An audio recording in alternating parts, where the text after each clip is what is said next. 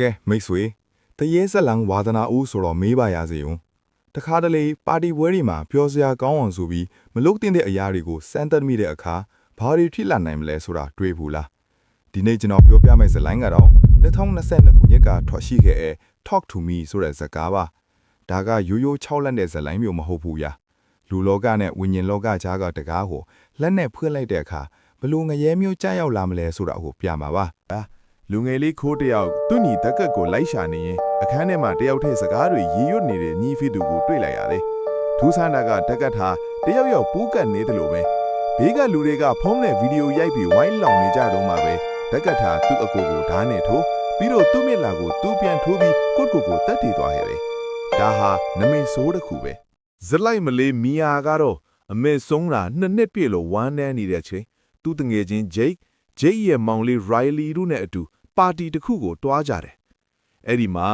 Talk to Me ဆိုတဲ့ထူးဆန်းတဲ့ game ကိုကစားကြတာပေါ့။အဲ့ဒီ game ကဘာလဲဆိုတော့ဖျောင်းစင်တိုက်ထားတဲ့လူသေးလက်အစ်စ်ကြီးကိုကင်ပြီး Talk to Me ငါ့ကိုစကားပြောပါလို့ပြောရတာ။ဝိညာဉ်ကိုမြင်လိုက်ရပြီဆိုရင်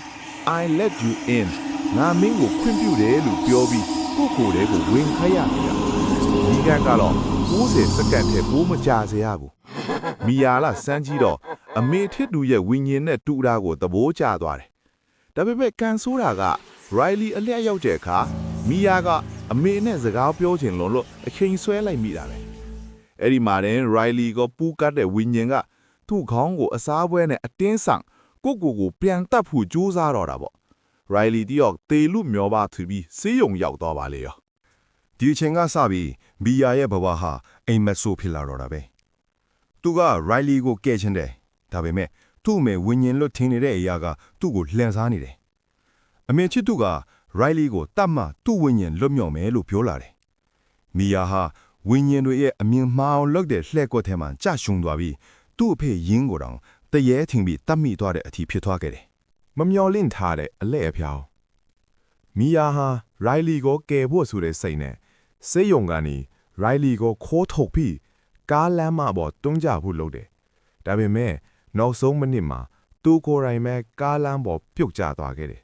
။ခဏကြာမှမီယာပြန်နိုးလာတယ်။သူကတော့စေယုံထဲမှာပဲ။ဒါပေမဲ့တခုတော့မားနေပြီဗျ။ Riley ကတော့ကောင်းသွားလို့အိမ်ပြန်သွားပြီ။မီယာကလှမ်းခေါ်ပေမဲ့ဘသူကမှသူ့ကိုမမြင်ရဘူးမကြားရဘူး။အမောင်ထုကြီးထဲမှာသူတယောက်သေးလမ်းလျှောက်နေရင်အလင်းရောင်တစ်ခုစီရောက်သွားတယ်။အဲ့ဒီမှာမြင်လိုက်ရတာကတော့စက်ဝဲတစ်လုံးပေါ်ကလက်တစ်ဖက်ကိုတယောက်ကလှမ်းကင်လိုက်တာပဲ။မီယာကအဲ့ဒီလက်ကိုလှမ်းဆွဲလိုက်တဲ့အချိန်မှာပဲတစ်ဖက်ကလူငယ်တစုက I let you in လို့အော်ဒန်ကိုကြားလိုက်ရတယ်။အဲ့ဒီတော့မှမီယာထိလိုက်ရတာကသူဟာကားတိုက်မှုမှာတည်ဆုံးသွားခဲ့ပြီ။အခုတော့သူကိုယ်တိုင်ကသူ့များခေါ်ယူတာကိုခံရတဲ့ဝိညာဉ်ဘဝရောက်သွားပြီဆိုတာပါပဲ။ကဲမိတ်ဆွေ